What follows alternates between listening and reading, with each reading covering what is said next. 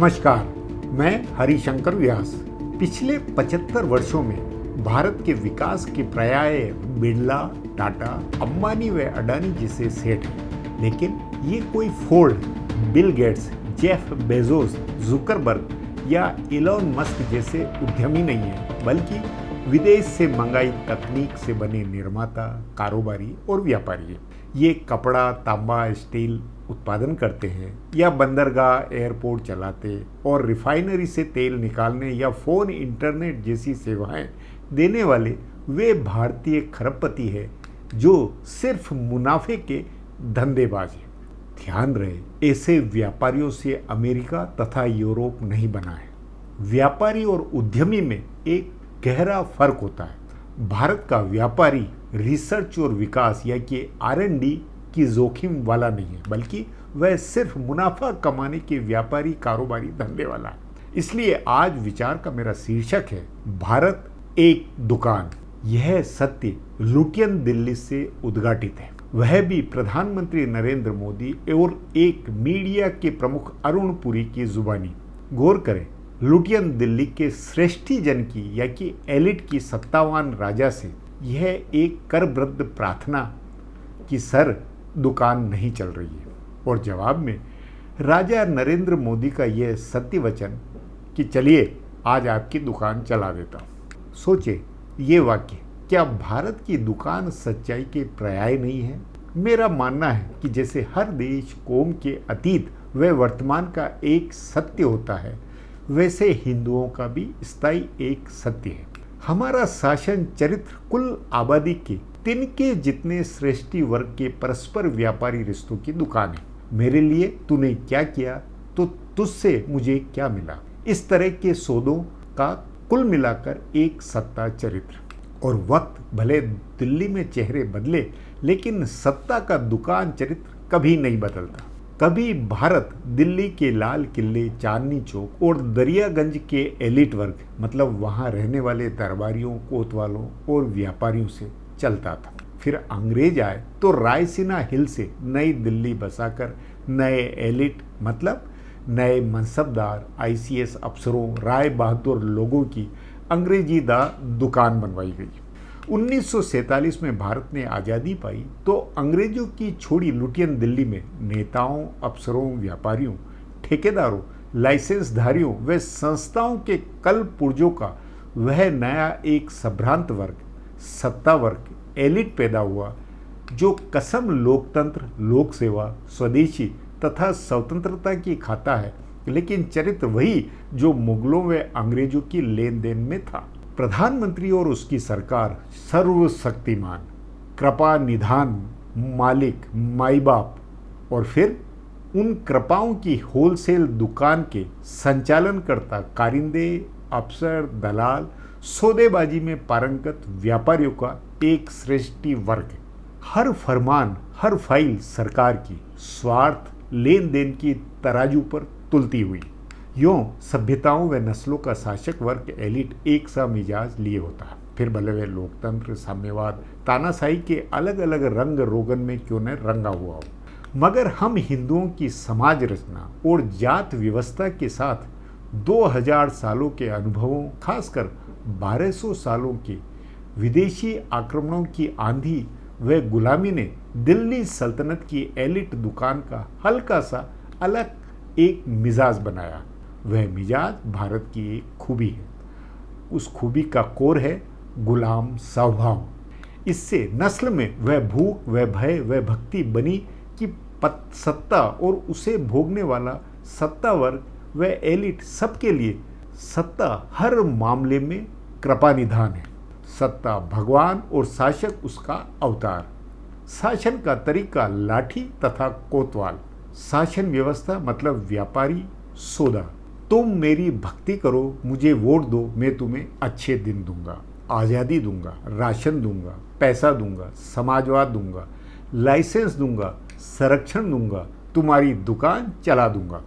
तभी दिल्ली का राजा, महाराजा, बादशाह, वायसराय और प्रधानमंत्री युग युगांतर से हिंदुओं के लिए कृपाओं का अधिष्ठाता, रेवड़ियों का मालिक और नियामक है। सत्तावान भगवान पर कोई शर्त मर्यादा व नियम कानून लागू नहीं होता है। वह लाठी लिए हुए हम हिंदुओं का भाग्य विधाता है। ज्ञात इतिहास में क्योंकि विदेशी शासकों की निरंतरता रही है, तो उससे गुलामी की वास्तविकता में दुकान का चरित्र भी बहुत क्रूर, भदेश, शर्मनाक, बासी तथा नियतिगत होता गया है। प्रजा में विद्रोह, बगावत या अवज्ञा तो दूर की बात है, राजा, बादशाह, प्रधानमंत्री के आगे सिर भी उठा सकना, खुददारी बता सकना हिंदुओं के लिए असंभव सी बात है। हिंदू एलिट और श्रेष्ठी वर्ग हमेशा हुक्म मेरे आका की अनुशासनबद्धता का पालन हार रहा है। तभी भारत की शासन व्यवस्था और सत्ता चरित्र हमेशा उन देशों से अलग रहा जो ज्ञान, विज्ञान तथा भौतिक उपलब्धियों के सिरमौर है। दिल्ली की सत्ता उसके चरित्र में दृष्टि, विजन, लक्ष्य, संकल्प, विकास, पारदर्शिता, नैतिक मूल्यों, जीवन गुणवत्ताओं, बुद्धि, ज्ञान और बाहरी प्रकृति के अनुभवों को आत्मसात करने जैसी कोई भी बात नहीं है। सब कुछ ढर्रे में रूढ़िबद्ध है। जागरण, पुनर्जागरण, समझदारी जैसी कोई भी एक बात नहीं। ले देकर सत्य एक कि तुझसे मुझे, मुझसे तुझे क्या। पैसा दो, फरमान लो और धंधा करो। मुगलों, अंग्रेजों ने धंधा किया, कराया और भरपूर मात्रा में लोगों को लूटा। 21वीं सदी का आधुनिक काल है और लोकतंत्र से बने प्रधानमंत्री नरेंद्र मोदी 9 सालों से लुटियन दिल्ली के मालिक है। इन 9 सालों में क्या हुआ, उन्होंने क्या किया? दुकानें पुरानी बंद कराई और नई दुकानें चलाई। साथ ही दिन रात अपनी सत्ता की चिंता में और उस पर बैठे रहने के बंदोबस्तों की एक गवर्नेंस। अपनी कीर्ति, अपने नाम और अपनी महिमा के वे तमाम तौर तरीके जिन्हें इतिहास में तुगलक, अकबर, जहांगीर, औरंगजेब आदि सभी बादशाहों ने अपनाए। मतलब मनमाने फरमान, उत्सवों जलसों की झांकियाँ, इमारतों के निर्माण और जगत के सर्वज्ञ राजा होने का घमंड। क्या मैं गलत हूँ? क्या इतिहास लगातार हमारा रिपीट होता हुआ नहीं है?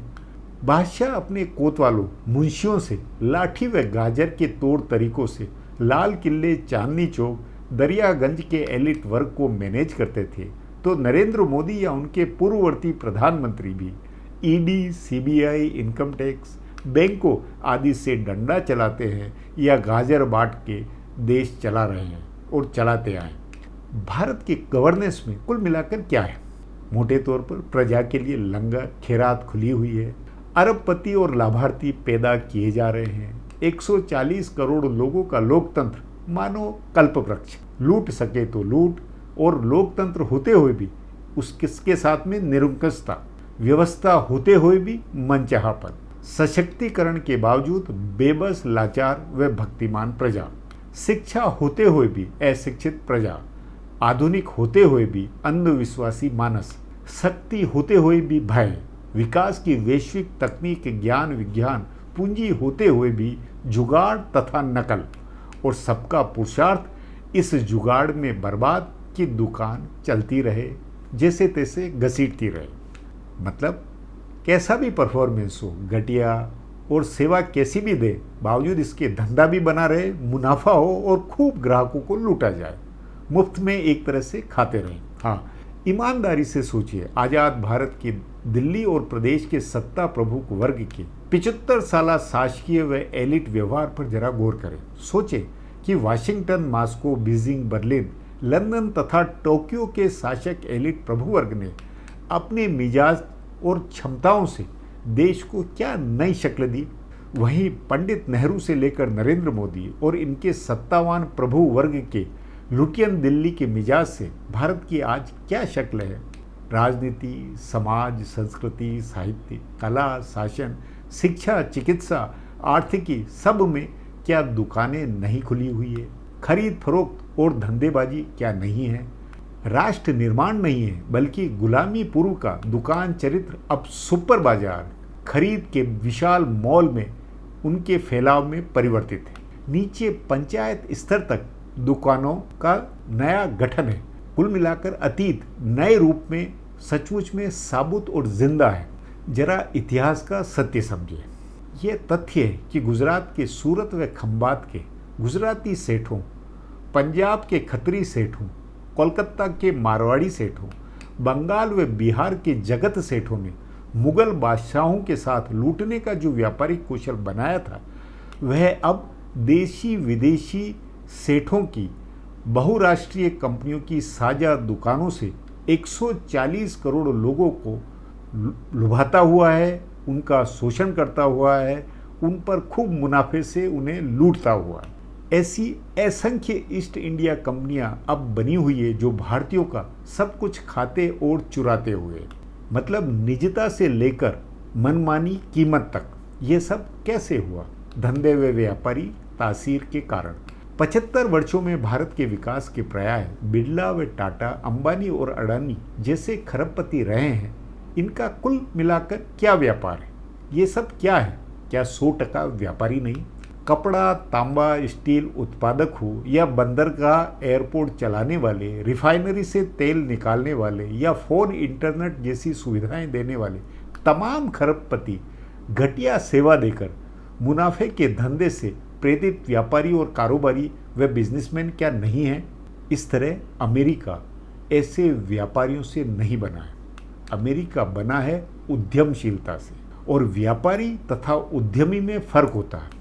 व्यापार तो धंधा, सूदखोरी, साहूकारी और मुनाफाखोरी की दुकान है। वह दुकान जो गुलामी काल में गांव, शहर, कस्बों में सूदखोरी व मुनाफाखोरी में लोगों को लूटने का माध्यम थी।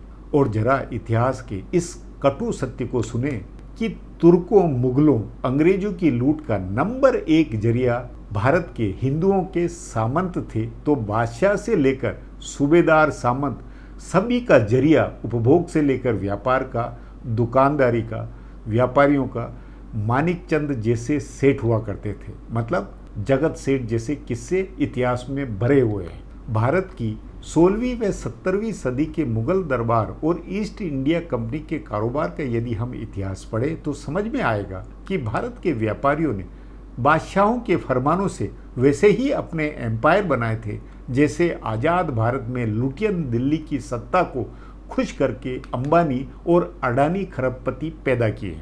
कोई फर्क नहीं है आगरा के शाहजहां और लुटियन दिल्ली के नरेंद्र मोदी के दरबार में। शाहजहां के वक्त सूरत का एक महासेठ वीरजी वोहरा था, तो नरेंद्र मोदी के आधुनिक सत्ता बाजार से निर्मित गौतम अडानी खरबपति है। वीरजी वोहरा और उनके संवर्ती तमाम जगत सेठों का एंग्लो बनिया गठजोड़ ही वह कारण था जिससे लंदन की व्यापारी ईस्ट इंडिया कंपनी दिल्ली की शासक बनी थी। इतिहास का वह सत्य क्या रिपीट होता हुआ नहीं है जो आधुनिक रूप में भारत की व्यापारी कंपनियों के जरिए भारत का बाजार चाइनीज वर्चस्व का, अमेरिकी आईटी कंपनियों का बंद हुआ है? भला क्यों नरेंद्र मोदी ने शी जिनपिंग को इतने झूले झुलाए? क्यों अडानी अंबानियों या कि गुजराती व्यापारियों के इंफ्रास्ट्रक्चर, मशीनरी, पूंजीगत बंदोबस्तों, साजो सामान और व्यापार में आयातित चाइनीज सामान पर सर्वाधिक निर्भरता है?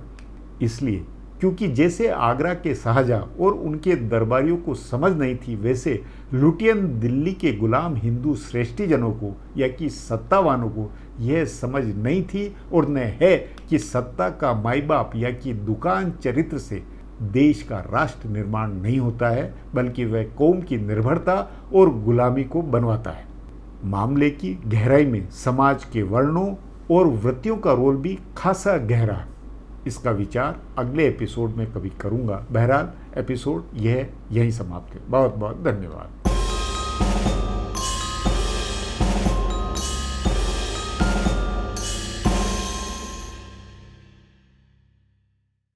Do not forget to subscribe to our channel for all the latest gossip on politics and my take on world affairs.